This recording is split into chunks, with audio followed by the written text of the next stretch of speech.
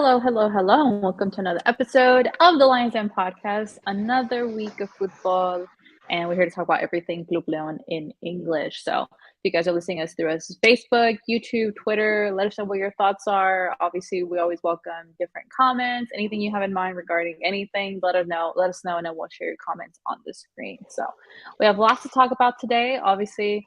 Talking about this past weekend's matchup, previewing next game, and also things in between. So tonight it's just me and Louie. So Louie, how are we feeling tonight? Oof, that'd be my one word summing up of most recent activities by the club. Oof, that was a tough one to get. That was a tough one to sit through. That was not at all what we expected, much less what we needed. Still, it's a result. It's a result that keeps us firmly in the fight down the stretch for a top four place. But oof, that needed to be so much better than it was. Like oof. I think this is the game that I definitely can tell something changed in you, especially when we were messaging during the game. Yeah, I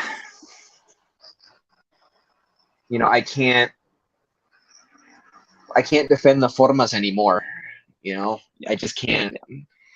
I can't defend them anymore. Not at home against a team in shambles like Querétaro. That was just unacceptable on all fronts. Coaching, players' response from the fans in the stands. It was just a mess. Yeah. And there was nothing to rescatar from any of that. Definitely.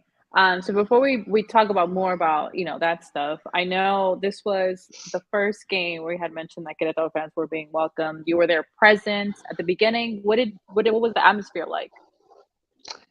I mean, there were hardly. Yes, I mean it was the first game for Querétaro in front of fans of any kind, whether their own or otherwise, since the lamentable incident back on the 5th of March. Honestly, I didn't see hardly any. I think in my section, I only saw one person wearing a Querétaro jersey.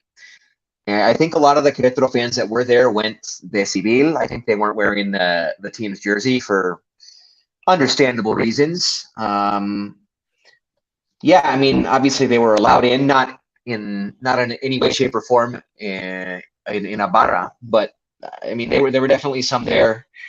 I definitely remember seeing on the replay of the Querétaro goal some cheering going on by people dressed in regular clothes. So I mean, they had some people there. I don't know. I guess I don't know what I expected. I guess I expected to see a little bit more than what I did. But I mean, really, aside from the funny business that we'll get into momentarily, it was pretty chill. Okay. It wasn't. I don't know what I expected, but there weren't any serious incidents that I could see. That's good. Nothing beyond the normal, for sure. Yeah, definitely. So Carlos couldn't be with us, but shout out to him wherever he's at. So I'll be giving out the pregame news, courtesy of Leon in English. The pregame news before this game was Luis Montes and Omar Fernandez returned to the roster after sitting out multiple Liga MX matches. We had mentioned before that Victor Davila was serving a 1-game suspension for an accumulation of yellow cards. Also to mention, Angel Mena and Rodolfo Cota were among the two Fieras who clinched the ticket to the World Cup with their respective national teams. So, and in regards to the starting lineup, Lou, we had Cota, we had Mosquera, we had Gary, Tecillo, Oscar Villa, Fidel Ambriz, Santi Colovato, Omar Fer, Mena, John Meneses, and Santiago Ormeño. This lineup sounds promising, right? Yeah, I mean, about as good as you can put out there without Davila available. The only question would be Gary for Barreiro. I don't know if Barreiro not starting was due to an injury or just rotation or just because Holland somehow prefers Gary. But yeah, that would be the only question. The rest of it was, I guess, what you would expect with the players available. Yeah, definitely. I think in the past podcast we have questioned Gary. Has he been enough? Has he filled that role? No me acaba de convencer. That's just me. No, I saw a Jonathan Bottinelli comparison today, and Really? that's not a No. good comparison. That's not somebody you want to be compared to. I wouldn't necessarily go that far, but yeah, I think he's gotten incrementally better every game as he gets more comfortable. I mentioned this on the last pod, Mhm. but un refuerzo de lujo he definitely has not been. Yeah. Yes. So any thoughts, Louis? Give me your whole thoughts about the game. I mean, to tell you the truth, I watched 45 I watched up to the minute 70, 75 because I was at the time of this game, so I need to go take a seat and I couldn't finish watching the game. But all in all, I know, we were all feeling the emotion, but tell me from your perspective, what went wrong? Yeah, I don't know. This is one of those classic games where they think playing at home and just who they are and not what they have to do. Not the task. That they're thinking more about the jersey they're wearing and where they're playing than they are the task at hand. And when you go out with that attitude, anyone can take you to town. I'm not going to go so far as to say Querétaro took us to town, but given their limitations, they were the they were the better team. They really took it to us. They did what they had to do to make a game out of it. And to their credit, they scored first right at the end of the half, and then we're chasing the game the whole rest of the time. And that's not when you put yourself in that position with any team. I mean, you're going to make things difficult on yourself. I think they really felt that the game against Mazatlan, where they were clearly superior, winning even though Mazatlan was at the bottom of the table, they're always tough at home, and Leon really went in there and took it to them. And I felt like that was, I don't know, a boost of confidence, a respiro, but maybe too much of a respiro, too much confidence from that game that they, okay, we're back. This is the team we want to be. And now it's just going to come easy for us. That kind of attitude has plagued this club for even since before. Hold on. Even Yeah. the last days of Ambris, like this group of guys, they just can't get up for every match.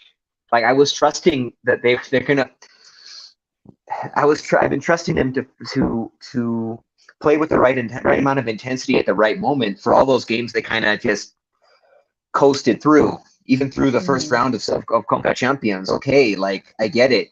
You don't have to exert an enormous amount of energy to win these games to be the better team in these games, but all right, if you do that too much, when the moment comes where you have to really play with intensity, you're not prepared to do it. And I feel like that's Yeah. what we've seen from these guys too much. I've been trusting the players to do their part.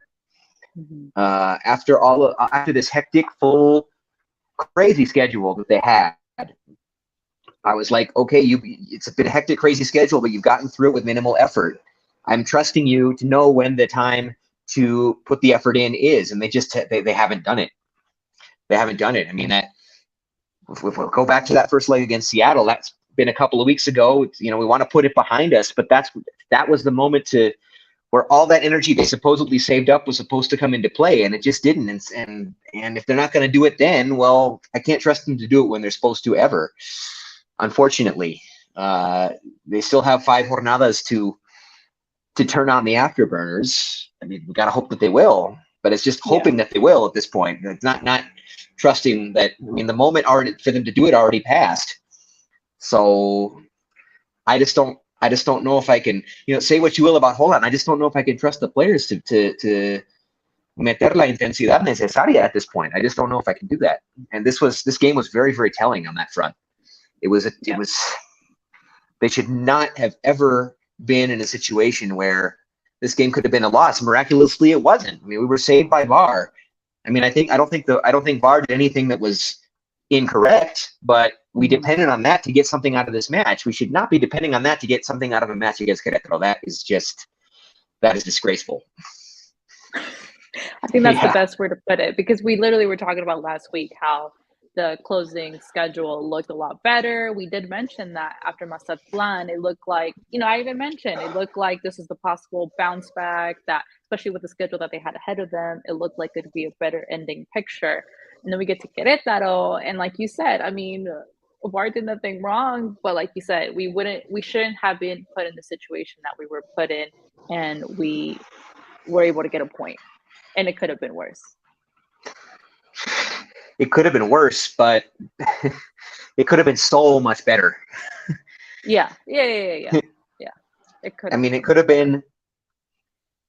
I'm more on the side of that. It could have been better than it could have been worse, if that makes sense. But it's like, I don't what know. point is it gonna get better? You know what I mean? Because I feel like That's we the have thing. been waiting That's the and thing waiting.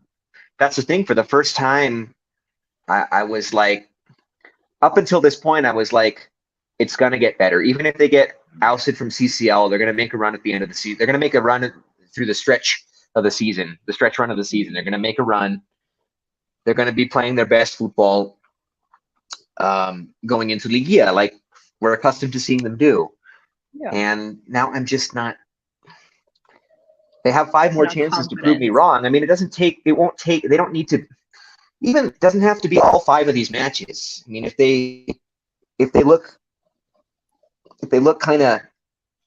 half decent against San Luis, like not dominating, but half decent, get a result, that's a start. And if they build upon that against Santos and America, who are at the bottom of the table but are both trending upward, unfortunately at the wrong time for us, if they can do that, even if they, let's say the last 3 matches of the season, if they look good in the last 3 matches and have some momentum going into Liga, it didn't have to be the last 6. It can be the last 3, but at some point they got to turn on the jets, and they just haven't shown any signs of doing that yet. And it's getting disconcerting, for sure. Yeah, definitely. These should have been as close to a sure 3 points as you're going to get on the season, and they were anything but that. They were anything but that. Far from that at this point. Yeah. Would you say Chapo Montes best player of that game? Field player for sure. I mean, the award always goes to Cota. Aside from Cota, Cota is MVP every game. Aside from Cota, I would say Montes was definitely, well, thinking back on it and looking at the stats. I know you're big into the stats. I'd say William Tecillo had a decent night too. Tecillo and Montes were the los únicos rescatables for me in terms of the field players. Y eso que Chapo Montes was subbed in. He didn't start. Yeah, that was. Well, I had mentioned that we had the big discussion about Montes and what he can still do for us. And I said, if he's comfortable being a super sub, I mean, I think that is the perfect role for him, and that's what he was in this game. And if he can settle into that role going forward, I mean, I think he can still be very, very effective for us. And he came in and instantly things looked different. It ended up being too late to make the difference, but maybe he still can going forward in that role. If everybody is comfortable with that role, player, coach, rest of the squad, that could be a huge boon for the club if he can adjust to that role and come in and be desequilibrante like he was. Yeah. I mean,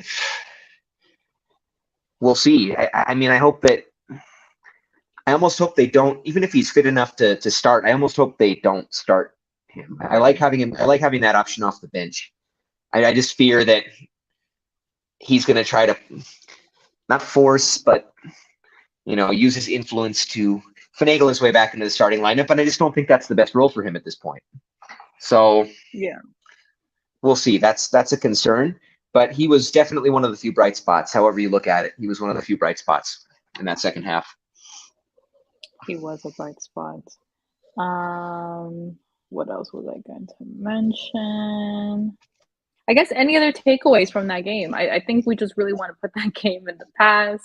Obviously, one of the results from that game, if you guys didn't watch, was that there was an instance between La Barra de Leon yelling at the Querétaro players, which came out that they're suspending La Barra in the game versus Puebla, which is back at home after the San Luis one, which was unfortunate because, I mean, I feel like things are trying to get better, but I think, Louis, I don't know if you agree with me, but you see all these games and how they come, at the beginning, and they say like, "Oh, grita por la paz," and they all take a picture together and all that stuff. But sometimes it really doesn't reflect between them on the field when they get fired up from a foul or something like that, and they start, kind of bickering at each other and stuff like that. So it's just very unfortunate that now it's like the Navarra gets involved with the players, and this comes to. Well, I have a few thoughts on this. One, like I said, I didn't know exactly what the atmosphere was going to be like in the stadium the first time that Querétaro played in front of fans after this incident. I knew that something was probably going to happen. Something, I didn't know how that was going to manifest itself, but something was going to happen. I also knew that no matter what it was, they were going to be extremely persnickety, extremely particular in terms of the punishment meted out. Like they were going to be extremely like, they weren't going to let anything slide. Like the slightest thing that happened, like we kind of had the misfortune. I considered a misfortune that our Barra was the first one that got to see Querétaro play live after this happened, because the slightest thing that they did, I mean, they were gonna bring the hammer down on them, and that's what ended up happening. I don't consider the incident to be worthy. I mean, I don't think the punishment meets I think that the punishment is not congruent with the offense, shall we say? Mm-hmm. But it is no surprise to me at all that kind of punishment came down given the circumstances of this being the first time that Ibarra was in front of the Querétaro team. I still would. I mean, I want our fans to be better. It's embarrassing that because of a few fans that por unos pocos se la llevan todos, no? Yeah, I mean, everyone, a large group of people suffer for the actions of a few. I don't think that's right. Also, they went through this whole process of registering every fan in the Barra, every member of the Barra. They went through a huge process to register every member of the Barra. Okay, so figure out the specific people who are doing that, get them out of the stadium, and then ban them. Not every member of the Barra was yelling the offensive word. I mean, what's the point of going through that whole registration process if you're just going to punish the whole Barra anyway? The whole point is so that you can identify individuals. You can point out, so you can punish the people responsible. What is the point if you're not going to do that? I think, regardless, I think they just wanted to make an example of our Barra, because we're super on edge about this. We are super sensitive to every little thing that can happen when Querétaro plays. And we're no matter what else happened, registration, whatever, we're going to make an example of this Barra. So, I mean, I think there's a lot of criticism to go around, criticism of the punishment, criticism of the offense, criticism of our Barra. But all of those people are still going to be able to go to the game. They're just not going to be able to be in the Barra. So at the end, it's not really that. I don't think it's that big of a deal for us as fans. But I'm kind of fed up with our fans in general these days. Like, you don't abandon the stadium and the team when they're still 1 point out of a top 4 place. Like, enough with the fuera Holland. He's not going anywhere. Get it through your thick heads. We have already come to that. So it's like, I agree with you. Like, what's the point? I get it. You don't like him. My opinion, my approval rating, so to speak, of him goes down each week too. But it's clear he's going to finish out the season. So deal with it. Get used to it. And also, it's not going so great for Nacho Ambriz in Toluca. So stop asking. So stop asking for Ambriz back. Like, I'm tired of that. And also, stop saying that we only made it to a final because of the what's the word I'm looking for? The ADN, the impulso that was still there from the Ambris era. First of all, the last season with Ambris here was not great. Second of all, we all knew it. it's not. All of these fans who want Holland's head now complained about the same things last season, and we made it to a final, winning by autogoles, winning by penales, winning by the minima, like winning, getting results, but not being convincing. That was the entire last season, practically. Like, that is not something new. People are saying, "Oh no, we only got to the final because of the impulso that was still there from when Ambris was there." No, you were complaining about the same things last season as you're complaining about now. Like, don't even go there. You know what short memory we have about this team, and it's so annoying. Like, I can't even. It hurts, but I can't even like be on any social media related to the team because I just can't stand the comments. Like, what are you? What are you even doing? What are you even watching? Just like, yeah, I can't stand it. Right? I've had it up to here with a large portion of our fan base.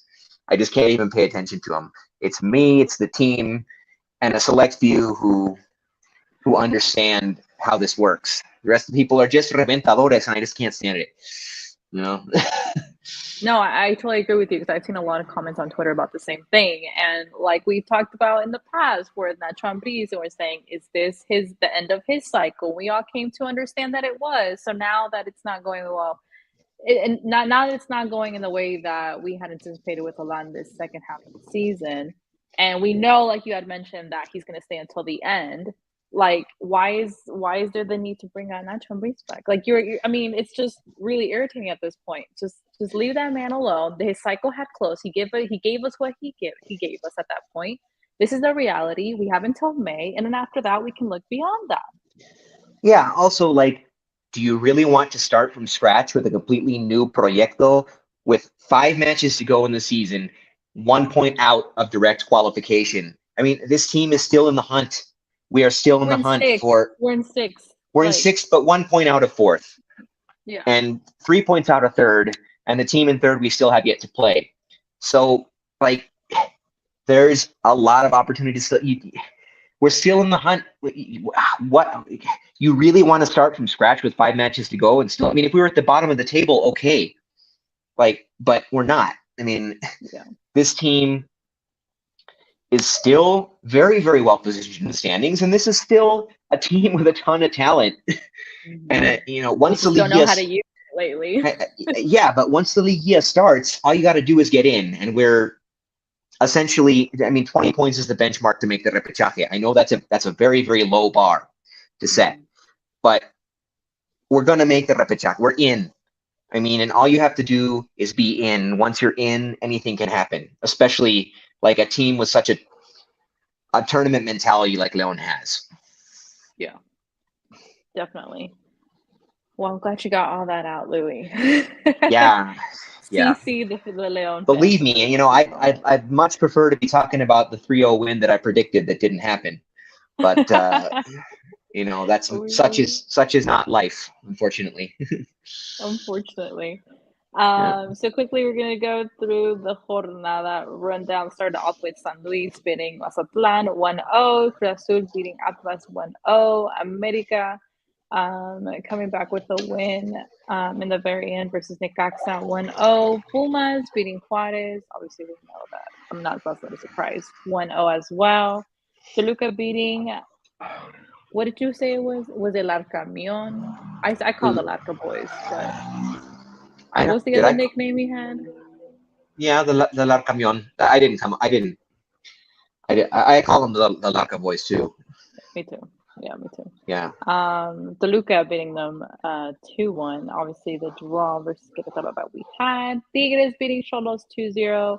And Santos beating Pachuca 3-1, which was an exciting game to watch. So that was the jornada rundown. Let's go into the next topic, Louis.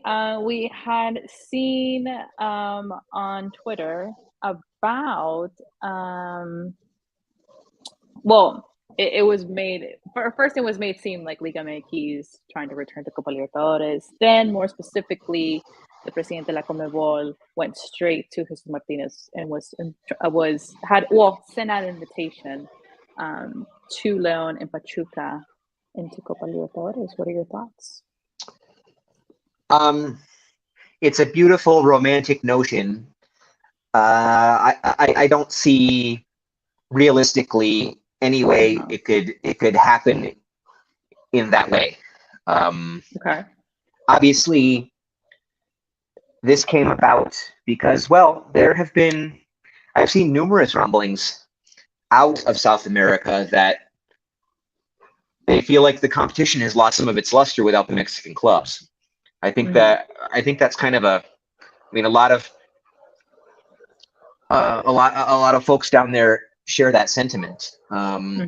This came about because the president of CONMEBOL, I think it was the president of CONMEBOL who made the announcement. No, he's a friend of the Martinez. Obviously, the Martinez, in addition to their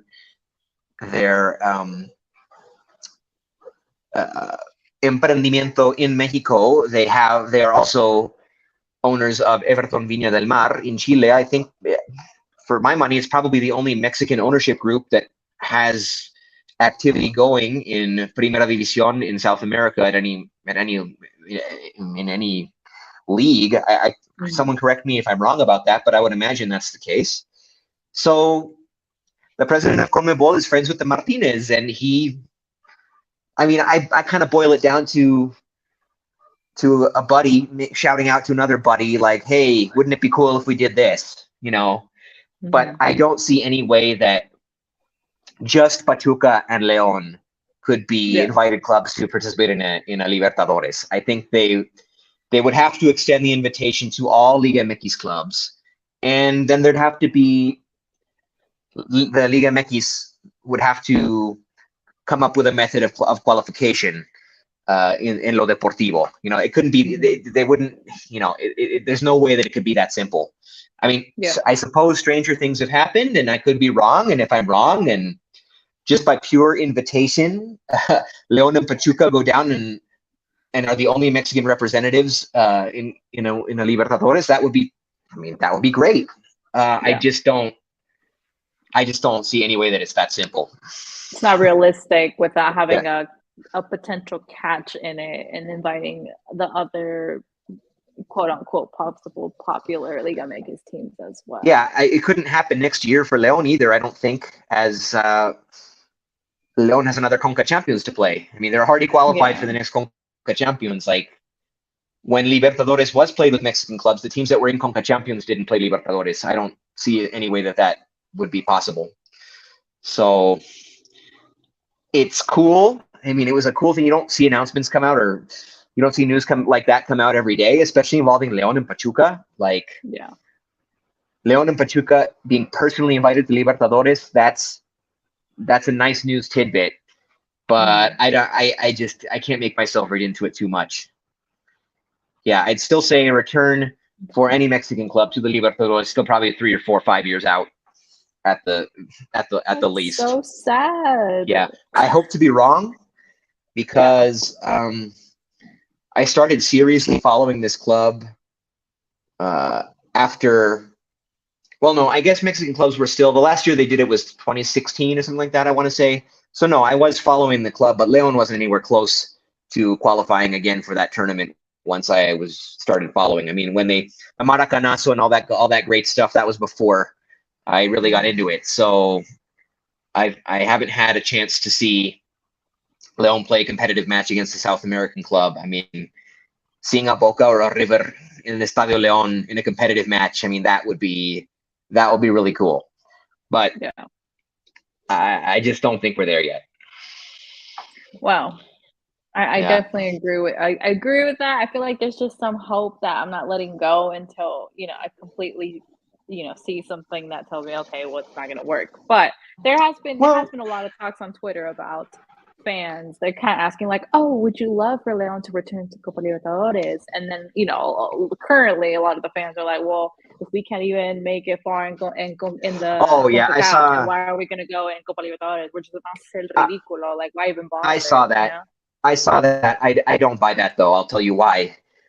imagine players like Victor Davila, William Tecillo, Mosquera, Ormeño, even like these guys who Mhm. represent South American sides at the national team level.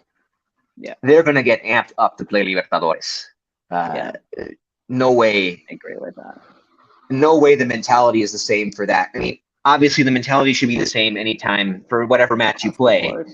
But Hmm. the reality is those guys are going to get more amped up for Libertadores than they would for a Conca Champions. Like, Yeah. unfortunately, it's easy to say now that we're knocked out of it, but the Conca Champions on the world level in terms of international club competition is pretty low on the totem pole. Yeah. Libertadores, I would say, is, I mean, it's the most important international club tournament in the world, except, I mean, it's second most after the Champions. I mean, it's Hmm. the Champions and the Libertadores. It's like those are the, I mean, okay, Europa League maybe, but it's up there. And Conca Champions is just not in the No. same tier as those. Maybe one day we'll get there, but it's not there yet. So yeah, I don't Yeah. buy that argument that no, if they can't even win a Conca Champions, there's no way they'd even compete in the Libertadores. Yeah, I don't buy that at all. Yeah. Well, I guess we'll see, Louis. I'm I still mean, holding on to the hope. I'll tell you that. well, even if it doesn't happen in this way, the fact Hmm. that they're talking about it, maybe lights a fire under the federation to maybe not consider it in this exact way, but to start considering it in some way.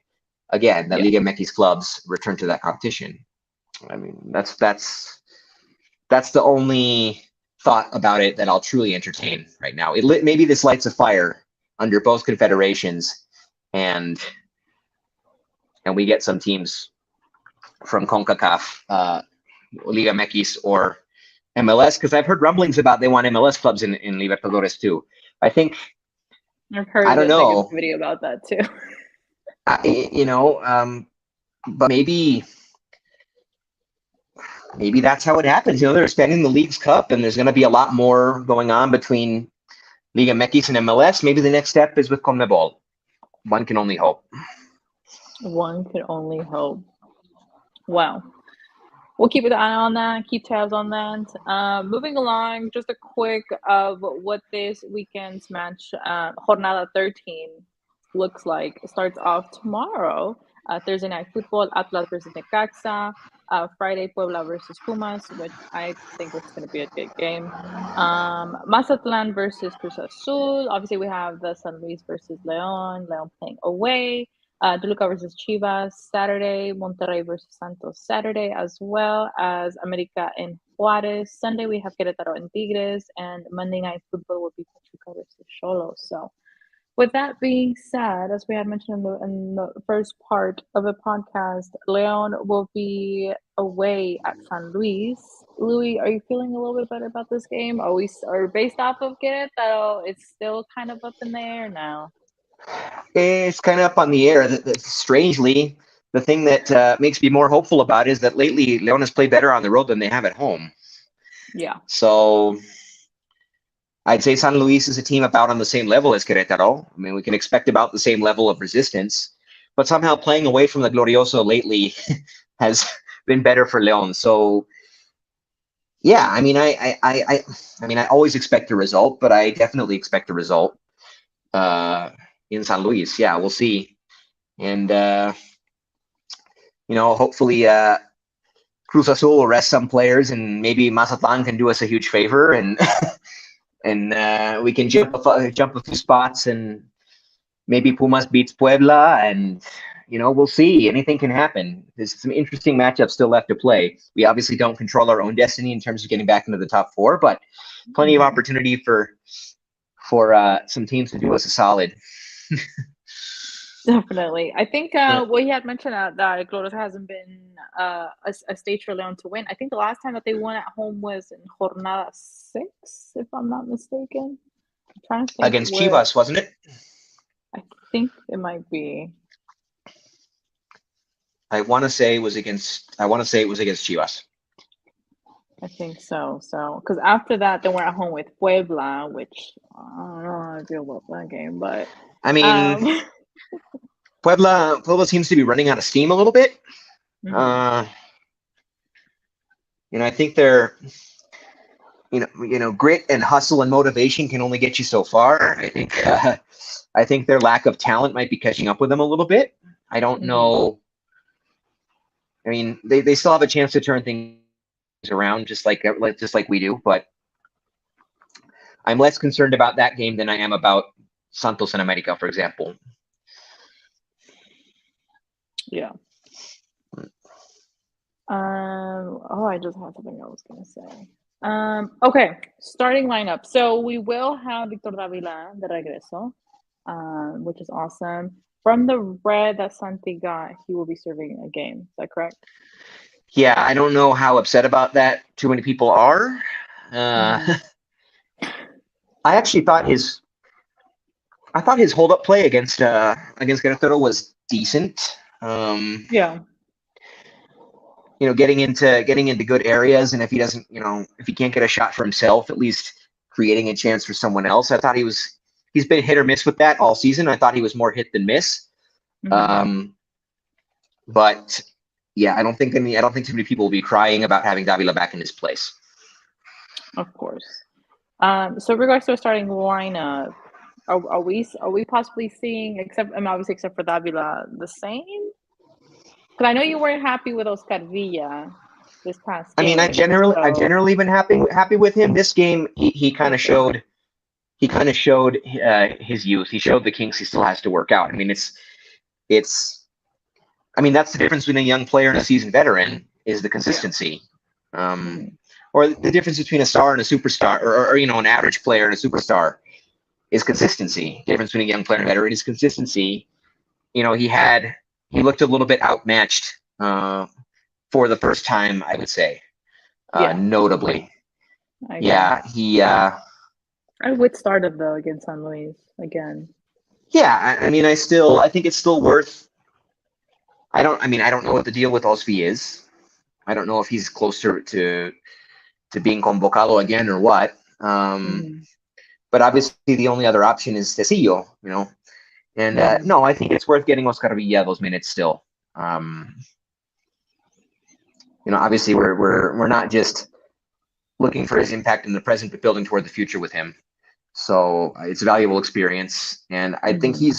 he's mostly been good. Yeah. It was rough for him, but he's mostly been good. So yeah, I wouldn't bench him just for that one for this one game. Even though Holland he has kind of a quick trigger finger when it comes to poor performances. He doesn't often give guys an opportunity to bounce back from poor performances. But I would hope in this instance it would be different. I agree. I think giving Oscar Villa continuidad would serve him well, especially in the game versus San Luis. Another, I need Barreiro. Yeah, Gary needs to sit out for me. I need Barreiro Barreiro. Barreiro's better than Gary, and we're not we're not in a situation where we need to be rotating our center backs anymore. We're playing one Yeah, game a week. Barreiro, if he's healthy, needs to start. yeah. And Then looking at the rest of even if he isn't, maybe Pedro Hernandez. I just don't know about Gary. I don't know about Gary. I don't no, know about Gary. maybe let's just give him the benefit of the doubt this season, and next season, then we'll probably get a little bit more hard critic on him. I think that's what tends to happen with these players. We give them like a season, and then after that, it's like, okay, this is the real deal. Yeah, yeah. It's hard with these mid-season, like last-minute signings.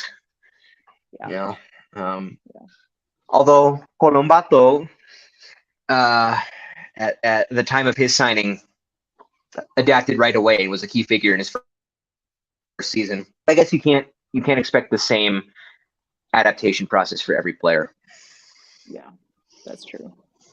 In regards to midfield, Santi Colombato, Fidel Ambriz, Omar Fed, Mena Meneses, do we see the same scenario?